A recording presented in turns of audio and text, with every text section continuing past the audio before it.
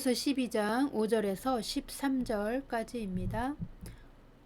5절 또 아들들에게 권하는 것 같이 너희에게 권면하신 말씀을 잊었도다. 일러스되 내 아들아 주의 징계하심을 경히 여기지 말며 그에게 꾸지람을 받을 때에 낙심하지 말라.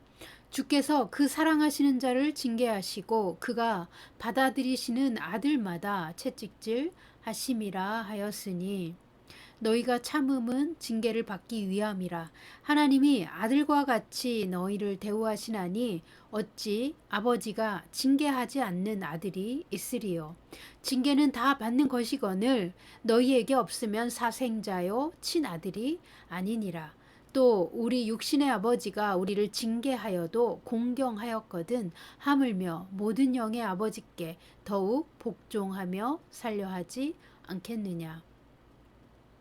그들은 잠시 자기의 뜻대로 우리를 징계하였거니와 오직 하나님은 우리의 유익을 위하여 그의 거룩하심에 참여하게 하시느니라. 무릇 징계가 당시에는 즐거워 보이지 않고 슬퍼 보이나 후에 그로 말미암아 연단받은 자들은 의와 평강의 열매를 맺느니라. 그러므로 피곤한 손과 연약한 무릎을 일으켜 세우고 너희 발을 위하여 곧은 길을 만들어 저는 다리로 하여금 어그러지지 않고 고침을 받게 하라. 아멘. 오늘은 아들들에게 권면하시는 하나님의 훈육에 대해 나눌 겁니다. 우리가 방금 읽었던 5절과 6절은 이렇게 말하죠. 아들들에게 권하는 것 같이 너희에게 권면하신 말씀을 잊었도다. 일러스되 내 아들아 주의 징계하심을 경히 여기지 말며 그에게 꾸지람을 받을 때에 낙심하지 말라. 주께서 그 사랑하시는 자를 징계하시고 그가 받아들이시는 아들마다 채찍질 하심이라 하였으니 아멘. 징계하심이라는 단어는 사실상 훈육이라고 번역하는 것이 더 타당합니다. 징계라는 단어의 이미지는 벌을 준다는 뉘앙스를 풍기기 때문입니다. 그러나 훈육이라는 단어는 교정이 포함된 가르침이기 때문에 긍정적 의미이든 부정적 의미이든 의도가 선하다는 것에 대부분 동의합니다. 물론 지상의 부모 중에는 훈육을 빙자하여 자식을 폭력적으로 학대하는 성격 장애자 부모도 존재합니다. 그런 경우 자녀들은 훈육이라는 것을 이유 없이 고문당하거나 나르시시스트들의 화풀이로 오해하는 사람도 있을 것입니다. 그러나 보통의 건강한 정신구조를 가진 사람이라면 부모가 자녀를 훈육하는 목적과 의도는 선하다고 믿을 것입니다. 오늘 본문 5절을 패션 성경은 이렇게 말합니다. 하나님의 자녀로서 그가 여러분에게 격려하는 말씀을 잊으셨습니까? 하나님이 말씀하시기를 나의 자녀야 주 하나님의 훈련과 훈육의 가치를 과소평가하지 말아라. 또한 그가 너희를 교정하실 때에 낙심하지 말아라. 아멘. 믿는 자의 정체성의 기본은 하나님의 자녀로서의 신분입니다. 하나님의 자녀가 되었다고 선언할 때 그 자녀는 하나님의 사랑받는 가족으로서 하나님의 교훈과 질서를 배우고 훈육받아야 마땅한 것입니다. 훈육이란 교정을 포함한 부모의 자녀 교육입니다. 하나님과 믿는 자가 부모와 자녀의 관계로 언약을 맺었다면 자녀됨이란 올바른 교육을 받고 하나님의 거룩함에 참여하는 자가 되는 것이 마땅합니다. 그러므로 훈육을 감사함으로 받아들이고 낙심하지 말아야 합니다. 히브리서 12장 6절을 패션 번역은 이렇게 말합니다. 여러분 인생을 위한 주님의 훈련은 그의 신실한 사랑의 증거이기 때문입니다. 그리고 그가 여러분을 그에게 가까이 이끄실 때 그것은 여러분이 그의 기뻐하는 자녀라는 것을 증명합니다. 아멘. 하나님이 자기 자녀들을 사랑하기 때문에 하나님께로 가까이 이끄시고 훈육으로 신실한 하나님의 사랑을 증명하고 계시다고 말합니다. 본문 7절은 이렇습니다. 너희가 참음은 징계를 받기 위함이라.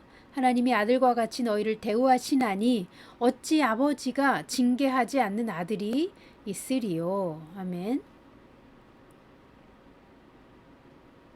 징계라는 단어에 모두 훈육이나 훈련을 넣으신다면 훨씬 더 마음에 와닿고 이해하기 쉽습니다. 하나님의 훈육과 훈련을 받을 때 우리가 인내해야 하는 이유는 우리가 하나님의 자녀이기 때문이라고 말합니다. 이 7절을 패션 번역은 이렇게 번역했습니다. 여러분에 대한 훈련의 일부로서 하나님의 교정을 전적으로 받아들이십시오. 왜냐하면 하나님은 자식을 사랑하는 여느 아버지가 그렇게 하듯이 사랑하는 아버지로서 여러분을 대하시기 때문입니다. 여러분은 어떤 자녀가 아버지의 교정을 절대로 받아들이지 않았다는 말을 들어본 적 있습니까? 아멘. 자식을 아끼고 사랑하는 부모의 훈육을 자식은 받아들입니다. 지상의 부모 중에는 인격이 미숙하거나 자식을 사랑하지 않는 악성 나르시스트 부모도 있습니다. 그럼에도 어린 자녀는 자기 부모의 훈육을 무조건 받아들입니다. 왜 그렇습니까? 자식이기 때문에 그렇습니다. 그렇다면 우리가 하나님의 자녀가 되어 하나님께 받는 훈육과 훈련은 어떻게 받아들이는 것이 마땅하겠습니까? 8절에서부터 10절까지 보십니다. 징계는 다 받는 것이거늘 너희에게 없으면 사생자요 친아들이 아니니라. 또 우리 육신의 아버지가 우리를 징계하여도 공경하였거든 하물며 모든 영의 아버지께 더욱 복종하며 살려 하지 않겠느냐. 그들은 잠시 자기의 뜻대로 우리를 징계하였거니와 오직 하나님은 우리의 유익을 위하여 그의 거룩하심에 참여하게 하시느니라. 아멘. 훈육은 모든 자녀가 부모에게 받는 것입니다. 누구도 예외 없습니다. 지상의 부모가 완벽하지 않았어도 어린 자녀는 꼼짝없이 자기 부모의 훈육을 받아들이며 성장합니다.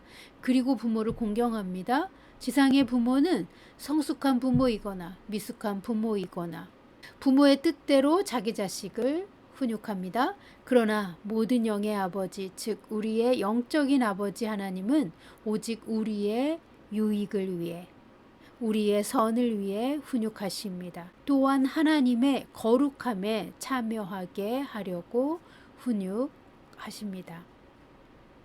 8절을 패션 번역으로 보겠습니다. 우리 모두는 하나님의 훈육을 진정한 자녀됨의 증거로서 환영해야 합니다.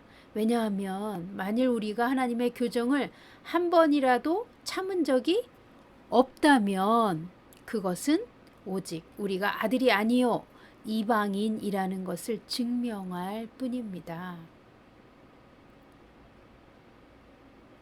9절 지상의 아버지가 우리를 훈육하고 교정하였어도 우린 그분들을 존경하는 것이 사실이지 않습니까? 그렇다면 우리는 하나님을 향하여 우리에게 생명을 주는 훈육에 복종할 때 더 큰 존경심을 나타내야 마땅합니다. 10절 우리 부모가 어린 아이들에게 유익하게 보였던 그 어린 시절에 아주 짧은 기간 우리를 교정하였습니다. 그러나 하나님은 우리 자신의 선을 위하여 우리의 인생 전반을 통하여 우리를 교정하십니다. 이 교정은 우리에게 하나님의 거룩함을 나누어 주라는 권유입니다. 아멘. 패션 번역은 하나님이 우리를 교정하시는 목적은 바로 우리 자신의 선을 위한 것이라고 말합니다. 그리고 하나님의 교정은 우리 인생 전반을 통한 것이며 이 교정이 포함된 훈육의 결과는 우리가 하나님의 거룩함에 참여할 뿐만 아니라 다른 이들에게도 우리의 거룩함을 나누어 주기를 원하시기 때문에 우리를 거룩하게 하시려고 교정하시는 것이라고 해석할 수 있습니다. 우리가 앞에서 나누었던 히브리서 12장 5절에서 10절까지의 내용을 통해 하나님의 훈육과 훈련의 이유를 다시 한번 정리해 보겠습니다. 첫 번째로 우리가 친자녀이기 때문에 하나님의 신실한 사랑을 우리에게 증거하는 방법으로서 훈육하십니다.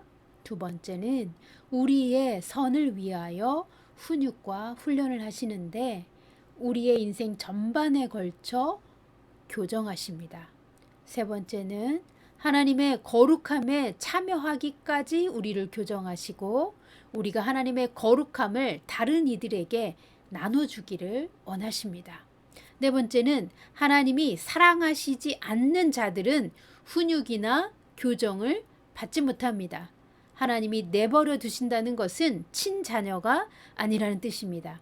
하나님의 교정이 없다는 것은 결코 축복이 아닙니다. 하나님이 교정하지 않는 자는 이방인이거나 사생자라고 본문은 말합니다. 그러나 사랑받는 아들로서 하나님의 훈육의 과정은 인내와 고통이 있습니다. 11절에서 13절까지 보십니다. 무릇 징계가 당시에는 즐거워 보이지 않고 슬퍼 보이나 후에 그로 말미암아 연단받은 자들은 의와 평강의 열매를 맺느니라. 그러므로 피곤한 손과 연약한 무릎을 일으켜 세우고 너희 발을 위하여 곧은 길을 만들어 저는 다리로 하여금 어그러지지 않고 고침을 받게 하라. 아멘. 하나님의 훈육과 훈련에는 교정이 있고 교정 받을 때는 우리의 생각과 감정은 매우 어려움을 가질 수 있습니다. 때로는 오래된 삶의 습관을 고치기 위해 부단한 노력을 해야 할 때도 있습니다. 그러나 우리가 하나님의 자녀로서 반드시 하나님의 훈육을 전적으로 받아들여야 하는 분명한 이유가 있습니다. 훈육의 결과는 성품의 연단을 받고 의와 평강의 열매를 맺는다고 말합니다. 무슨 말입니까? 패션 번역으로 11절을 보십니다. 이제 모든 훈육이 당시에는 고통스럽게 보입니다.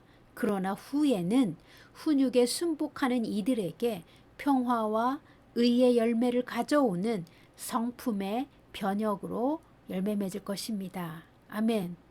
하나님의 훈육에 순복하는 자들에게는 의와 평강의 열매가 맺히고 예수님의 성품으로 변혁된다고 설명합니다. 믿는 자는 창조주 하나님의 성품을 닮아가는 자들입니다. 그러나 우리가 하나님의 훈육을 받아들여야만 초자연적인 하나님의 은혜와 능력 안에서 우리의 성품이 변혁되는 것입니다. 변혁된다는 것은 차원의 이동을 말합니다. 사람의 노력으로 약간 변화할 수 있는 그런 정도가 아니라 하나님이 원하시는 신의 성품으로 변혁되는 것입니다. 믿는 자의 성품에 연단받은 흔적이 남게 되는데 의와 평강의 열매가 맺히는 것입니다. 어떤 사람들은 매우 온화해 보이고 친절해 보이지만 하나님의 공의와 정의가 그들의 내면의 질서에 없는 사람들도 있습니다. 사람의 눈으로 볼 때에는 훌륭한 사람 같지만 하나님께는 승인받지 못합니다. 의의 열매는 예수님을 알고 예수님의 진리를 배우고 예수님을 닮는 사람에게만 맺히는 열매입니다. 그럼 평화의 열매는 어떤 열매입니까? 하나님의 의로 불의를 이겼을 때 나타나는 열매입니다. 하나님의 의를 가지고 모든 분열과 분쟁과 거짓을 깨뜨리고 하나님의 선하심이 다스리도록 맺혀지는 열매가 평화의 열매입니다. 평화는 매우 적극적이고 능동적인 열매입니다. 하나님의 의가 없는 사랑이나 친절은 모두 거짓입니다. 하나님으로부터 맺은 성품의 열매가 아닙니다. 하나님의 의가 없다는 것은 진리와 질서가 없다는 것입니다. 무질서와 혼란은 평화를 가져오지 못합니다. 이 세상의 거짓 평화는 종종 이렇게 말합니다. 너도 좋고 나도 좋고 좋은 게 좋은 거지 합니다. 아닙니다. 하나님의 평화는 절대적으로 의롭고 거짓이 없으며 선한 질서가 있습니다. 하나님의 평화에는 불의나 거짓이 포함되지 않습니다. 우리가 거듭나자마자 받은 구원의 옷은 속옷입니다. 그러나 겉옷은 의의 열매, 즉 성품을 나타냅니다. 하나님의 거룩함에 참여하는 겉옷이 없이 하나님의 법정에 설 수는 없습니다. 구원의 속옷을 입은 자는 하나님의 친자녀가 된 것이지만 예복으로서 겉옷도 갖추어야만 혼인잔치에 들어갈 수 있습니다. 겉옷을 준비하기까지는 하나님께 성품의 승인을 받지 못합니다. 하나님이 우리에게 나와 변론하자 하실 때에 우리는 구원의 속옷과 성품의 겉옷 모두 필요합니다. 겉옷은 결혼 예복처럼 오랜 시간 성품의 준비가 되어야 하기 때문입니다. 주님이 너희의 의가 어디 있느냐 하실 때에 우리는 그리스도로 인하여 얻은 구원의 속옷을 보여드릴 수 있습니다. 그리고 그리스도로 옷 입은 우리의 겉옷도 보여드릴 수 있어야 합니다. 그러므로 우리가 하나님의 훈육과 훈련을 받을 때에 피곤한 손과 연약한 무릎을 일으켜 세워야 합니다. 우리가 가는 길이 의로운 길이 되도록 우리의 발걸음을 교정해야 합니다. 12절 말씀을 패션 성경으로 보겠습니다. 그러므로 예배와 기도에서 여러분의 고단한 손을 높이 들어 여러분의 약함조차 강함으로 만드십시오. 그리고 여러분의 약한 무릎을 강하게 하십시오. 아멘. 지상에서 믿는 자의 삶은 마귀와의 전쟁이며 또한 하나님께 훈육과 훈련을 받는 고된 여정입니다. 그래서 우리는 지치거나 낙심하지 않아야 하며 우리가 고단할 때에는 하나님 앞에 손을 높이 들어 우리의 약함을 하나님의 강함으로 변혁시켜 주시도록 하나님의 은혜와 초자연적인 역사를 구해야 합니다. 우리의 약함 안에 하나님의 강력함이 들어오시도록 예수님을 바라보고 치유와 교정과 변혁을 기대해야 합니다. 예수님이 우리에게 주신 복음은 능력이 있습니다. 패션 번역으로 13절을 보시겠습니다. 왜냐하면 여러분이 하나님의 길을 향하여 계속 걸어가면 여러분의 모든 비틀거리는 길들이 신성하게 치유될 것이기 때문입니다. 아멘. 우리의 고단한 손을 주님께 높이 들고 우리의 약함을 하나님의 강함으로 치유해 주시도록 우리 자신을 주님께 기꺼이 맡기십시오. 우리의 연약한 무릎을 일으켜 세워 비틀거리는 걸음을 의롭게 교정받으십시오. 그렇게 하나님이 인도하시는 생명과 의의 길을 계속 포기하지 않고 걸어갈 때에 하나님의 치유와 회복은 신속하게 나타날 것입니다. 하나님은 우리의 유익을 위해 훈육과 훈련을 주시는 선하신 아버지이십니다. 하나님의 교정을 받을 수 있는 것은 특별한 은총입니다. 하나님은 특별히 사랑하는 자들을 교정하여 주십니다. 하나님이 내버려 두는 자는 사생자입니다. 여러분, 하나님의 훈육과 훈련을 과소평가하지 마십시오. 기꺼이 전적으로 하나님의 교정을 받아들이십시오. 여러분의 마음밭이 좋은 땅이라면 하나님의 교정을 통해 천국에 계시는 풍성해지고 하나님과 더욱 친밀해지시며 여러분의 삶은 예수 그리스도의 생명으로 더욱 풍성해질 것입니다.